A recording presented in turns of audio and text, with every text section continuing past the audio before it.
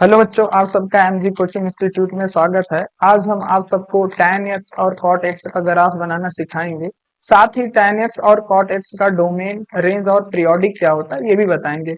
हम पिछले वीडियो में sin x और cos x का ग्राफ आप सबको बनाना बता दिया था और साथ ही sin x और cos x का डोमेन, रेंज और पीरियोडिक क्या होता है ये भी बताया था। और हमने पिछले वीडियो में ये भी बताया था कि सर्कुलर सिस्टम क्या होता है, उसको अच्छे से हमने एक्सप्लेन कर दिया था। सर्कुलर सिस्टम की ही सहायता से हम ट्रिग्नोमेट्री के 6 फंक्शन का क्या कर सकते हैं, ग्राफ बहुत आसानी से बना सकते हैं। अब जैसे कि आज हमको क्या बनाना है, tan और cot का अगर ग्राफ बनाना है तो जो बच्चे सर्कुलर सिस्टम नहीं पढ़े हैं तो वो हमारी पिछली वीडियो जाकर के क्या कर सकते हैं, देख सकते हैं। और देखने के बाद क्या हो जाएगा, तो बहुत अच्छे से क्या कर सकते हैं, tan x और cot x का ग्राफ बना सकते हैं। चलिए स्टार्ट करते हैं हम tan x और cot x का ग्राफ बनाना। तो सबसे पहले हम लोग क्या करेंगे, जो अपना ये tan x है इसका ग्राफ बनाना है।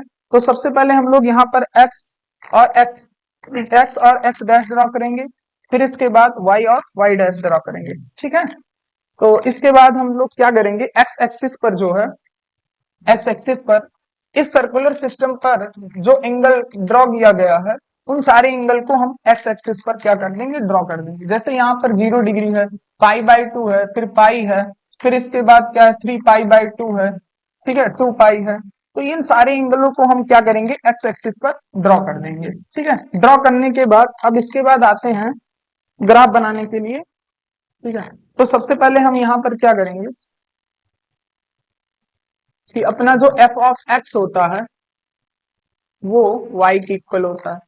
इसको हम पहले ही बता चुके हैं कि f ऑफ x जो है y के इक्वल क्यों होता है, क्योंकि हम जब फंक्शन पढ़ा रहे थे तो वहां पर बताए थे। ठीक है, तो अब ये जो f ऑफ x जहां, वहां पर हम क्या लिख सकते हैं, y इक्वल टू क्या लिख सकते हैं, tan x। क्या लिख सकते हैं, tan x। ठीक है, तो यानी हमने क्लास 10 में देखा था कि जो tan x होता है उसे हम क्या लिख सकते हैं, sin x अपान क्या लिख सकते हैं, cos x लिख सकते हैं। ठीक है, तो अब हम शुरू करते हैं यहाँ से, x की वैल्यू लेना शुरू करते हैं। जैसे कि यहाँ से x की वैल्यू हम क्या लेंगे, 0 डिग्री।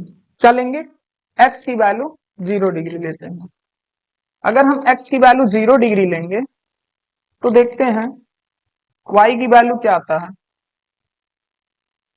तो y इक्वल टू क्या होगा, sine 0 degree upon cos 0 degree. तो सबको साइन 0 डिग्री की वैल्यू पता होता है, साइन 0 डिग्री की वैल्यू क्या होता है, वो होता है 0, और कॉस 0 डिग्री की वैल्यू क्या होता है, 1।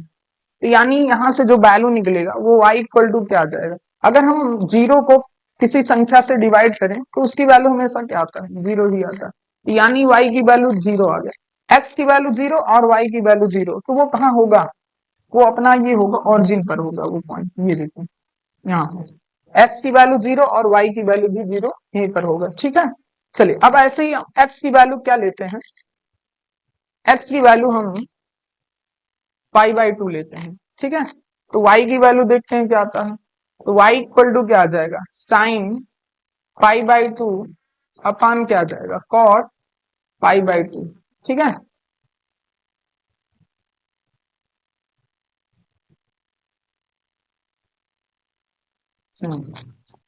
तो यहां पर y इक्वल टू, और साइन पाई/2 की वैल्यू सबको पता होता है क्या होता है। अगर जिसको नहीं पता है तो सर्कुलर सिस्टम में जाकर के देख लीजिए कि पाई/2 कहाँ है। तो ये जो है पाई, तो पहले जो होता है वो ये देखिए, हाँ साइन पाई/2। तो पहला जो होता है वो क्या होता है, कॉस होता है। ठीक है, और दूसरा क्या होता है, साइन होता है। तो यानी कॉस पाई/2 की वैल्यू क्या होगा, 0 होगा, और साइन पाई/2 की वैल्यू क्या होगा, 1। अब इसको हम सर्कुलर सिस्टम में पहले वीडियो में हम इसको बहुत डिटेल में समझाया। तो अगर किसी को थोड़ा बहुत दिक्कत है तो जाकर के मेरा पहला वीडियो देख लीजिए, वहां पर क्या हो जाएगा, वहां से समझने के बाद अगर तब इसे देखेंगे तो और अच्छे से समझ आएगा। ठीक है, तो वही चीज मैं बता रहा हूं, अगर हम cos पाई/2 लेंगे तो उसकी वैल्यू क्या आएगा, 0 आएगा, और साइन पाई/2 की वैल्यू क्या होगा, 1 होगा। ठीक है, अगर किसी को नहीं पता है तो यहाँ पर साइन पाई/2 की वैल्यू जो होगा वो होगा 1, और cos पाई/2 की वैल्यू जो होगा वो क्या होगा, 0 होगा। अब यहाँ पर ये प्रॉब्लम आ रहा कि अगर किसी फंक्शन के डिनोमिनेटर में 0 आ जाए अगर किसी फंक्शन के डिनोमिनेटर में जीरो आ जाए तो वो फंक्शन क्या होता है, डिफाइंड ही नहीं होता है। ठीक है, वो फंक्शन क्या होता है, डिफाइंड नहीं होता है। तो अब हमको ये देखना पड़ेगा कि कॉस की वैल्यू, कॉस की कौन कौन सी वैल्यू पर, कॉस की कौन कौन सी वैल्यू पर उसकी वैल्यू क्या होता है, जीरो होता है। तो हमने पिछले वीडियो में देखा था कि वो कॉस की, कॉस थीटा इक्वल टू क्या होता था, जीरो। तो थीटा की वैल्यू हम क्या लेते थे कि जिससे वो क्या आ जाता, जीरो। तो याद होगा हम पिछले वीडियो में बताए थे कि थीटा की वैल्यू अगर हम 2n+1 पाई/2 लें, ठीक है, तो वो क्या होगा, कॉस की वैल्यू क्या होगा, जीरो होगा। यानी और यहाँ पर ये भी बताया था कि n जो होता है वो बिलोंग्स टू क्या होता है, z। अब n की वैल्यू अगर जीरो लेंगे तो थीटा इक्वल टू क्या होगा, तो जीरो का गुणा इसमें करोगे तो भाई 1 और 1 का क्या होगा, पाई/2, यानी थीटा की वैल्यू पाई/2। फिर इसके बाद n की वैल्यू अगर हम 1 लेंगे तो ये क्या आएगा, 3 पाई/2 आएगा। ऐसे ही n की वैल्यू अगर हम 2 लेंगे तो ये क्या आएगा, 5 पाई/2 आएगा। ऐसे ही अगर हम n की वैल्यू क्या लें, 3 लें तो ये आएगा अपना 7 पाई/2। ठीक है, ऐसे हम नेगेटिव में भी ले लेंगे तो उससे कोई दिक्कत नहीं है। ठीक है, यानी अगर हम थीटा की वैल्यू पाई/2, 3 पाई/2, 5 पाई/2, 7 पाई/2 लेंगे तो वो क्या होगा, कॉस की वैल्यू क्या आएगा, जीरो। अब जब जब कॉस की वैल्यू क्या आएगा, जीरो आएगा, तब तब फंक्शन क्या होगा, डिफाइंड नहीं होगा। ठीक है, तो हम अब क्या करते हैं कि हम अपने डोमेन में से क्या है, इन सब एंगलों को क्या करते हैं, निकाल देते हैं। अब निकालेंगे क्यों, क्योंकि अपना जो है इस एंगल पर जो है, अपना इस एंगल पर tan x जो है वो क्या है, डिफाइंड नहीं है। tan x बोलो चाहे उसे sin x अपन cos x बोलो। तो हम अपने डोमेन में से, डोमेन मतलब क्या होता है, माइनस इंफानाइट से लेकर के प्लस इंफानाइट, इस डोमेन में से हम किसको निकाल देंगे, जितने भी ये है 2n+1 पाई/2 वाले एंगल है उसको क्या कर देंगे, निकाल देंगे। बाकी जो बचा हुआ एंगल है उस पर क्या होगा, ये फंक्शन क्या होगा, डिफाइंड होगा। ठीक है, तो यहाँ हम क्या करते हैं, डोमेन जो अपना है माइनस इंफानाइट से लेकर के प्लस इंफानाइट है ना, ये एक minute, x belongs to minus infinite से लेकर के प्लस इंफानाइट, ये अपना क्या है, डोमेन। इस डोमेन में से हम किसको निकाल देंगे, माइनस कर देंगे, किसको, 2n+1 पाई/2, इसको क्या करके निकाल देंगे। क्यों निकाल देंगे, क्योंकि इन सब पर फंक्शन क्या है, डिफाइंड नहीं है। बाकी और जो बचा हुआ एंगल है उस पर क्या है, फंक्शन अपना डिफाइंड है। ठीक है, तो समझ आया, चलो बहुत अच्छा। तो अब यहाँ पर हम बात करते हैं कि यहाँ पर क्या रहा, y=1/0। तो ये क्या है, अपना डिफाइंड ही नहीं है। तो जब डिफाइंड नहीं है तो हम उसे क्या बोल देते हैं, इनफाइनाइट। तो y की वैल्यू क्या निकल कर आएगा, प्लस इनफाइनाइट। अब देखो x की वैल्यू जब हमने क्या लिया पाई/2, तो y की वैल्यू क्या निकल कर आया, इनफाइनाइट। ठीक है, x की वैल्यू पाई/2 लिया तो y की वैल्यू क्या रहा, इनफाइनाइट। जब जब y की वैल्यू क्या आएगा, इनफाइनाइट आएगा, तो वहां पर हम लोग क्या करेंगे, एक डैश डैश लाइन ड्रॉ कर देंगे। ठीक है, जहां पर y की वैल्यू क्या आएगा, इनफाइनाइट आएगा, तो किस पर आया था, x पाई/2 पर। तो पाई/2 पर y की वैल्यू क्या आ रहा था, इनफाइनाइट। तो जब जब इनफाइनाइट आएगा वहां पर हम लोग क्या करेंगे, एक डैश डैश जो है लाइन ड्रॉ कर देंगे। चलिए, तो हम लोग क्या करते हैं, लाइन को ड्रॉ कर देते हैं।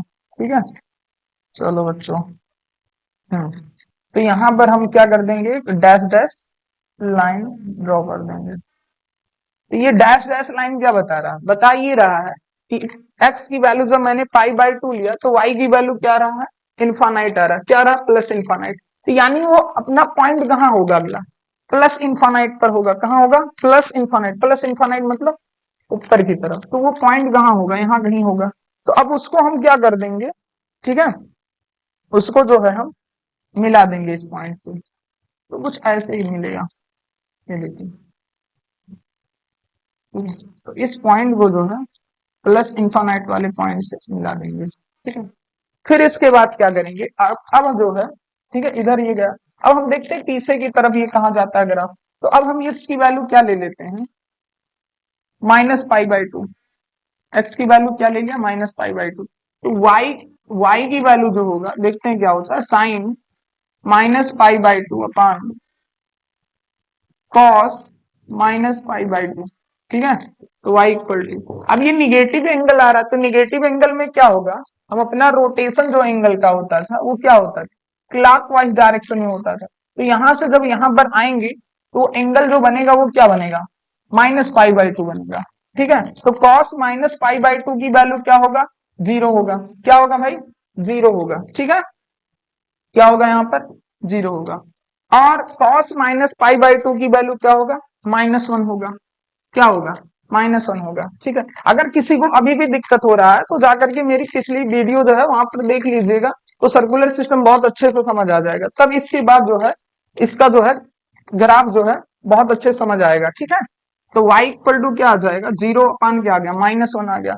अब जीरो अपान माइनस वन आने का मतलब, अरे यहाँ पर हमने क्या कर दिया, गलती कर दिया। ठीक है, तो y इक्वल टू क्या होगा, sine minus pi by two. तो sine minus pi by two, तो पहले क्या होता है, यहाँ पर कॉस होता है। तो कॉस जो है, cos cos minus pi by two की वैल्यू क्या होगा, जीरो होगा। और sine minus pi by two की वैल्यू क्या होगा, माइनस वन। तो यानी माइनस वन अपान क्या आ जाएगा, ये जीरो हो जाएगा। तो y इक्वल टू क्या होगा, minus one upon zero. Minus one upon zero, फिर से क्या आ गया भाई, डिनोमिनेटर में क्या आ गया, जीरो। जब जब जीरो आएगा तब तब फंक्शन क्या होगा, डिफाइन नहीं होगा। ठीक है, इसलिए उन सारे एंगलों को हम क्या कर देंगे, अपने डोमेन में से क्या कर देंगे, निकाल देंगे। ठीक है, हमने निकाल भी दिया है। ठीक है, तो अब ये जीरो आने का मतलब है कि इसकी जो y की वैल्यू होगी वो क्या होगी, माइनस इन्फानाइट होगी। क्या होगी, माइनस इन्फानाइट। तो माइनस इन्फानाइट कहाँ होगा, जब जब इन्फानाइट आएगा तब तब हम क्या करेंगे वहां पर, है ना, किस पर, जब हमने x की value minus pi by to लिया था। तो यहाँ पर, ठीक है, जहां पर x की value minus pi by to लिया तो y की वैल्यू माइनस, तो माइनस इन्फानाइट कहाँ होगा भाई, तो माइनस इन्फानाइट कहाँ होगा, ठीक है, माइनस इन्फानाइट इधर नीचे की तरफ होगा। तो अब इस पॉइंट को हम क्या कर देंगे, यहां से मिला देंगे। ठीक है, क्या कर देंगे, मिला देंगे।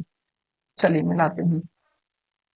वो पॉइंट कहाँ है, माइनस इन्फानाइट। जैसे जैसे ये आगे हम बढ़ाते जाएंगे ये भी क्या होगा, ग्राफ बढ़ता जाएगा। ठीक है, तो यानी ये जो tan x का ग्राफ बन रहा है, ये कैसा ग्राफ बन रहा है, इंक्रीजिंग ग्राफ बन रहा है। कैसा ग्राफ बन रहा है, इंक्रीजिंग। ये देखिए tan x का ग्राफ कैसा होता है, इंक्रीजिंग ग्राफ होता है। इसको याद रख लीजिएगा, tan x का ग्राफ कैसा होता है, इंक्रीजिंग होता है। ठीक है, इतनी बात समझ आया। चलिए अब ऐसे ही हम क्या करते हैं, ठीक है, अब ऐसे ही x की वैल्यू क्या लेते हैं, अगर हम x की वैल्यू पाई लेंगे, ठीक है, तो देखते हैं क्या होता है, y इक्वल टू क्या होगा, साइन पाई अपान क्या होगा, कॉस पाई। ठीक है, तो जो साइन पाई की वैल्यू होगी, ठीक है, पाई पॉजिटिव एंगल, तो आपकी एंटी क्लॉकवाइज डायरेक्शन में जाओगे यहाँ पर। तो पहला जो होता है वो कॉस के लिए होता है, दूसरा जो होता है वो साइन। तो कॉस कॉस पाई की वैल्यू क्या लोगे, माइनस वन, और साइन पाई की वैल्यू क्या होगा, जीरो। यानी ये जो आएगा जीरो अपान क्या आएगा, माइनस वन आएगा। तो वाई इक्वल टू क्या आ गया, जीरो अपान माइनस वन। तो जीरो अपान माइनस वन आने का मतलब क्या है, जीरो को अगर हम जीरो को किसी संख्या डिवाइड करेंगे तो वो क्या आएगा, जीरो। वाई की वैल्यू क्या है भाई, जीरो आया। तो यानी वो पॉइंट एक्स की वैल्यू पाई, तो ये है, वाई की वैल्यू जीरो, यानी वो कहाँ होगा, पॉइंट ये होगा। ठीक है, एक्स की वैल्यू पाई और वाई की वैल्यू जीरो, ये है। फिर ऐसे ही क्या करेंगे, जैसे ही हम एक्स की वैल्यू क्या लेते जाएंगे, थ्री पाई बाई टू। ठीक है, तो देखते हैं क्या होता है आगे।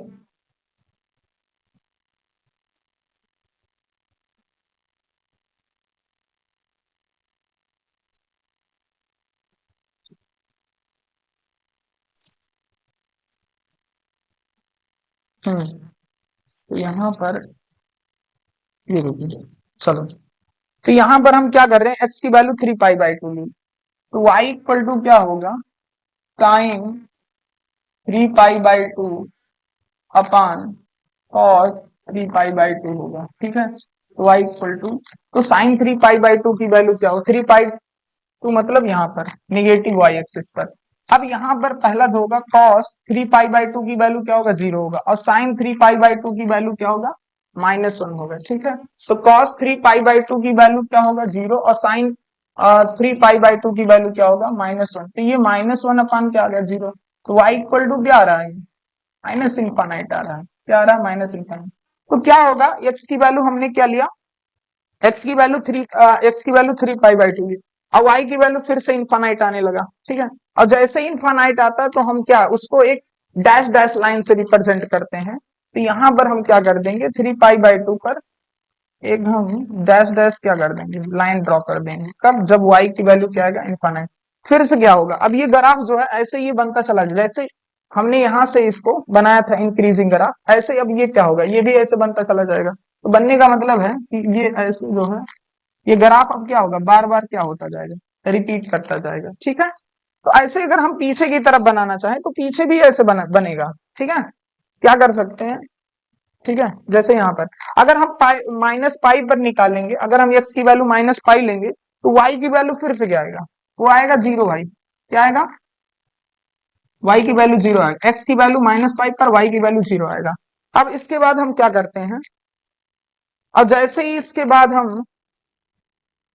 जैसे ही हम minus three pi by to लेंगे एक्स की वैल्यू, तो वाई की वैल्यू फिर से क्या निकल कर आएगा, निगेटिव आएगा। जब निगेटिव आएगा तो वाई की वैल्यू निगेटिव, एक्स की value minus three pi by to पर वाई की वैल्यू क्या आएगा, निगेटिव। और जैसे ही निगेटिव आएगा तो वहां पर हम लोग क्या करना शुरू कर देते हैं, एक डैश डैश लाइन ड्रॉ कर देते हैं। ठीक है, ये देखो, ठीक है, फिर से क्या होगा ये ग्राफ, अब ये ग्राफ क्या होगा, ऐसे ये बनता चला जाएगा। ठीक है, यहाँ पर देखिए ऐसे ये ग्राफ क्या होगा, बनता हुआ चला जाएगा। ठीक, ऐसे जाओगे माइनस टू पाई, एक्स की वैल्यू माइनस टू पाई लोगे तो ये क्या होगा, वाई की वैल्यू जीरो होगा। तो यानी ये ग्राफ क्या होगा, बार बार क्या होगा, ऐसे रिपीट होता जाएगा। तो बस इतना याद रखना है कि tan का जो ग्राफ होता है वो कैसा ग्राफ होता है, इंक्रीजिंग ग्राफ होता है। ठीक है, समझ आया कि नहीं समझ आया। चलिए अब हम बात करते हैं डोमेन की, बात हम पहले से कर चुके हैं कि डोमेन क्या है, x belongs to minus infinite से लेकर के प्लस इन्फानाइट, उसमें से हम एंगल को माइनस कर दिए, किसको, two n plus one pi by two. क्यों माइनस किया, क्योंकि इस पर जो है इन सब एंगलों पर फंक्शन डिफाइंड नहीं था, इसलिए हमने उसको क्या कर दिया, निकाल दिया। ठीक है, समझ आया कि नहीं समझ आया। अब हम बात करते हैं रेंज की, बात करते हैं तो रेंज क्या होता है। तो रेंज के केस में हमने बताया था कि अगर रेंज पता करना है किसी फंक्शन का तो क्या करिए, उसके ग्राफ को देखिए, उस फंक्शन के ग्राफ को देखिए, वो कहां से स्टार्ट होता है, कहां तक जाता है। तो वो देखो माइनस इन्फानाइट से कहां तक जा रहा है, प्लस इन्फानाइट तक ऐसे जाता जाएगा। तो यानी इसका जो रेंज आएगा वो माइनस इन्फानाइट से प्लस इन्फानाइट आएगा। ठीक है, बात समझ आया कि नहीं समझ आया। इसका पीरियोडिक क्या होगा, पीरियोडिक का मतलब क्या होता है कि ये ग्राफ जो है कितने एंगल बाद रिपीट कर रहा है। तो अगर देखा जाए तो ये ग्राफ जो है पाई एंगल के बाद क्या हो रहा है, रिपीट हो रहा है। यहां से यहां तक का एंगल क्या है, पाई बाई टू है, फिर यहां से यहां तक का एंगल क्या पाई, तो अगर हम जोड़ेंगे तो पाई by two plus pi by two, तो वो क्या आएगा, पाई। तो पाई एंगल के बाद क्या हो रहा है, यहां से यहां तक का एंगल क्या है, पाई है, फिर यहां से यहां तक का एंगल क्या है, पाई। तो यानी पाई एंगल के बाद ही तो ग्राफ रिपीट हो रहा है, तो इसका पीरियोडिक क्या होगा, पाई होगा। बात समझ आया कि नहीं समझ आया। अब इसको हम अगर लिखना चाहे तो ऐसे भी लिख सकते हैं, ये जो लिखा गया है अपना ये, ठीक है, अगर कुछ ऐसा लिखना चाहे तो इसको हम ऐसे भी लिख सकते हैं और करके कि आर माइनस क्या लिख सकते हो, two n plus one pi by two भी लिख सकते हो। ठीक है, लिख सकते हो, चाहे इसे लिखो चाहे उसे लिखो, तो कोई दिक्कत नहीं। अब हम स्टार्ट करते हैं ऐसे कॉट एक्स का ग्राफ बनाते हैं, तो देखते हैं कि कॉट एक्स का ग्राफ क्या होता है। ठीक है, तो कॉट एक्स के ग्राफ में क्या होगा, तो सबसे पहले हम लोग क्या करेंगे, एक्स एक्सिस और वाई एक्सिस ड्रॉ करेंगे, जो कि हमने पहले से ड्रॉ कर लिया है। ठीक है, अब इसके बाद क्या करेंगे, यहाँ पर तो जो अपना एफ ऑफ एक्स होता है वो किसके इक्वल होता है, वाई के इक्वल होता है। अब जहां एफ ऑफ एक्स है वहां पर क्या लिखेंगे, वाई, तो वाई इक्वल टू क्या होगा, कॉट एक्स। और हमने क्लास 10 में देखा था कि ये जो कॉट एक्स होता है इसे हम क्या लिख सकते हैं, कॉस एक्स अपान क्या लिख सकते हैं, साइन एक्स लिख सकते हैं। कॉस एक्स अपान क्या लिख सकते हैं, साइन एक्स। तो हम स्टार्ट करते हैं, एक्स की वैल्यू क्या लेंगे सबसे पहले, तो सबसे पहले हम एक्स की वैल्यू क्या लेते हैं, 0 डिग्री लेते हैं। तो अगर हम एक्स की वैल्यू क्या लें, यहां से एक्स की वैल्यू 0 डिग्री लेते हैं, तो देखते हैं वाई की वैल्यू क्या आता है। तो वाई इक्वल टू क्या आएगा, कॉस 0 अपान साइन 0। तो सबको पता है कि cos 0 की वैल्यू क्या होता है, 1 होता है, और sin 0 की वैल्यू क्या होता है, 0 होता है। यानी फिर से क्या आ गया, डिनोमिनेटर में क्या आ गया, 0। जिस फंक्शन के डिनोमिनेटर में 0 आ जाता है वो फंक्शन डिफाइंड ही नहीं होता है। ठीक है, वो फंक्शन क्या होता है, डिफाइंड नहीं होता है। तो हम क्या करेंगे, देखेंगे साइन की वैल्यू जो है किस किस एंगल पर 0 आता है। तो हमने अपने पिछले वीडियो में डिस्कस कर लिया था कि अगर हम साइन थीटा इक्वल टू 0 कब होगा, साइन थीटा इक्वल टू 0 कब होगा। तो हमने बताया था अगर हम थीटा की वैल्यू n पाई और n बिलोंग्स टू z ले लें तो हमेशा क्या आएगा, थीटा की वैल्यू अगर n पाई ले ले तो हमेशा साइन की वैल्यू क्या आएगा, 0 आएगा। जब जब 0 आएगा तब तब फंक्शन क्या होगा, डिफाइंड नहीं होगा। जब डिफाइंड नहीं होगा तो हम क्या कर देते हैं, अपने डोमेन से जो है इन सारे एंगल को क्या एन पाई वाले एंगल को निकाल देते हैं, ठीक है। बाकी जो बचे हुए एंगल हैं उस पर ये फंक्शन क्या होगा, डिफाइंड होगा। समझ आया? चलिए तो हम क्या करते हैं, अपने डोमेन, डोमेन क्या है भाई, डोमेन जो है माइनस इंफानाइट से लेकर के प्लस इंफानाइट, यही अपना क्या है, डोमेन है। तो हम अपने डोमेन में से x belongs to minus infinite से लेकर प्लस इंफानाइट से, इसमें से हम निकाल किसको देते हैं, एन पाई वाले एंगल को क्या कर देंगे, निकाल देंगे। या इसको ऐसे भी लिख सकते हो, x belongs to R minus क्या लिख सकते हो, एन पाई। इन सबको क्या कर दो, निकाल दो एन पाई वाले एंगल। बाकी जो बचा हुआ एंगल है उस पर क्या है, फंक्शन क्या होगा, डिफाइंड होगा। समझ आया कि नहीं समझ आया? चलो ये समझ गए होगे, ठीक है। अब हम बात करते हैं तो y इक्वल टू क्या आएगा, 1/0 आ रहा है। तो 1/0 आने का मतलब क्या है, प्लस इंफानाइट। क्या आएगा, प्लस इंफानाइट। जब भी किसी डिनोमिनेटर में 0 लिखा है तो वो फंक्शन डिफाइंड नहीं होगा। जब डिफाइंड नहीं होता तो उसे हम लोग क्या बोलते थे, इनफानाइट। अब जब इनफानाइट आ रहा तो हमने क्या बताया था कि जब जब इनफानाइट आएगा तब तब हम लोग क्या करेंगे, एक डैश डैश लाइन ड्रॉ कर देंगे, ठीक है। किस पर आया था, 0 पर। तो हमने यहाँ पर एक डैश डैश क्या कर दिया, लाइन ड्रॉ कर दिया। फिर इसके बाद क्या करते हैं हम, x की वैल्यू जो है, x की वैल्यू क्या करते हैं, पाई/2 लेते हैं।